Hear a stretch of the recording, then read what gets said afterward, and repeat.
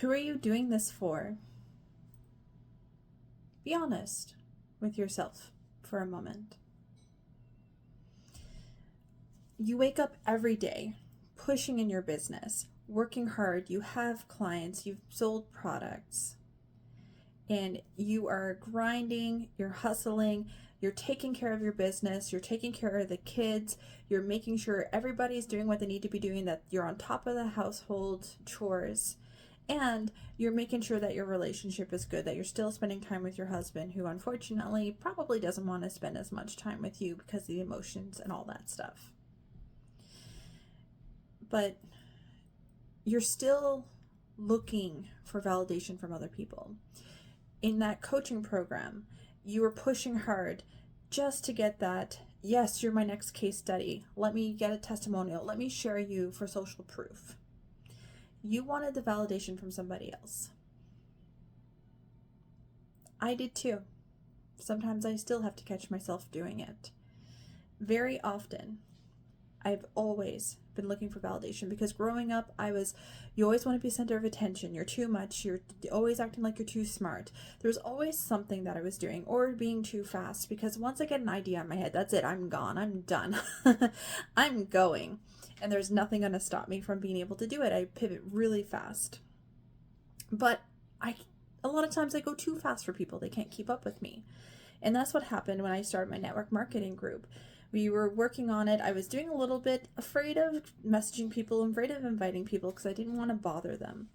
But at the same time, I was fast. And when one of the uplines had decided to quit the business, I thought this would be a perfect opportunity for me to get a step in to be able to replace her and become a better, bigger, more important part of the team. So I was doing and hosting summits, and we came up with the idea, and I was like, okay, let's go. And I'm like, I can create one, host it, do everything we need to do for March. This was at the beginning of February, so I was like, at the end of March, I could do it. But then I was told that I was going too fast.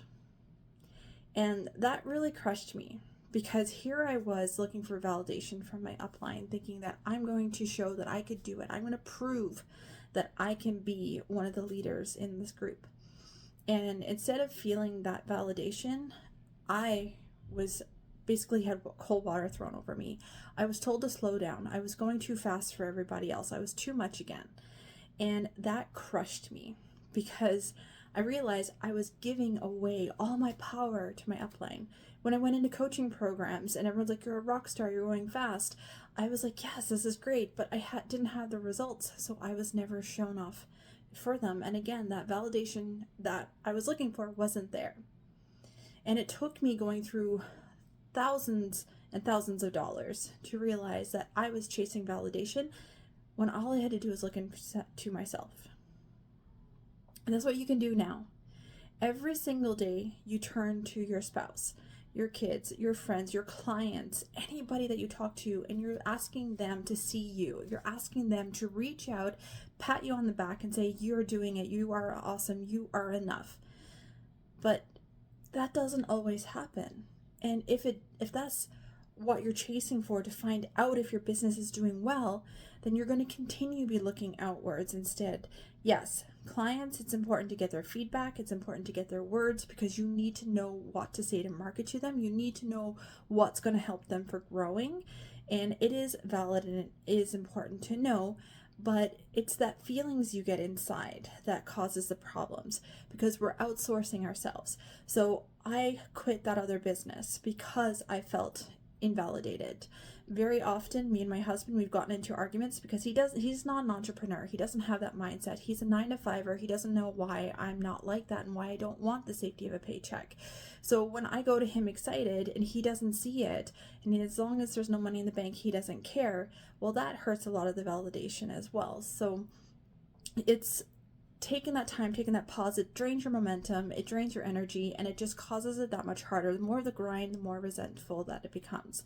So you want to be able to avoid those things by stop outsourcing your validation.